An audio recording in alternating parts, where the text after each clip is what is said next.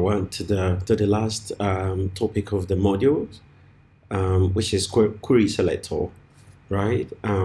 Which is this query selector. So what's different between this query selector and the query selector? Here, if I want to effect change on just this line alone, I will use query selector. But if I want to effect changes on all of them, I'll use query select all. Remember yesterday in our class, we're having issues applying color to all of them at the same time. Okay, using getElementByTagName, right? So it was a total oversight. So in order to actually make all of them work for you, you use a query select all. Okay, ideally this is the general formula for so going straight to applying a declaration of variable method.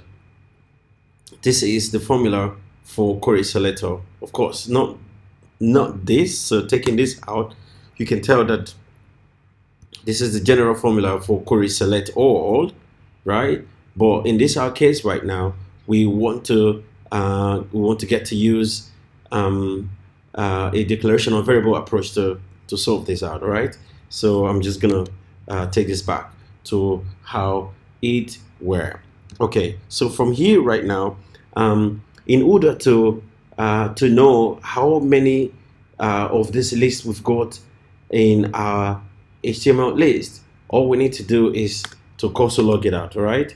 So as you know, if you press your long and you hit enter, you get your cursor real quick, and then we get to put our list here. And when you save it, you come over here, you refresh, you come to cursor here, you can see our node list of our 5 items that we have on our HTML layout. All right, so you can expand it like this, and you can get to see that there are 5 items here. Okay, if you count it from here.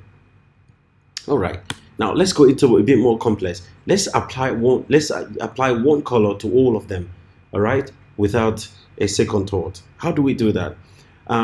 Remember, there was a time we were looking about function. We're talking about the ES6 function that we can use to cursor log everything within a list, right? So this is the time where we can begin to start to use that. But how do we do that? The first thing we're going to do here is we're going to use this list to be able to loop that out. All right, so let's say list dot instead of now using style.color, we're going to use for each. We're going to use a conditional flow to be able to get this done. All right, and inside the conditional flow, we're going to have a callback function, right? And the callback function, of course, as you know by now, can take any name, right? So, and I'm going to drop this down as usual. So inside this function, I'm going to pass a parameter that we're going to call later in the course. So we can do anything, right? So let's just say rotel, for example. Okay. Okay, so that's done, and then right inside the function, we're going to now say cursor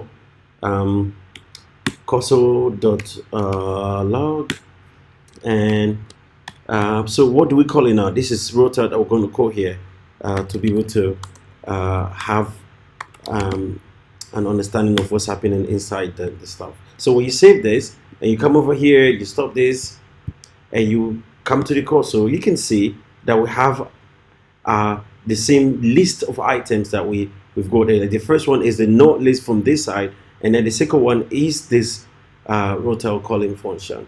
All right, so how about we apply color to it right now? Okay, so let's say apply color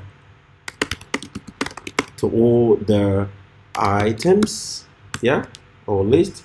So to do that, it's pretty simple. All we need is the variable that we declared up here. So list dot, okay, so style, as you know by now, dot color.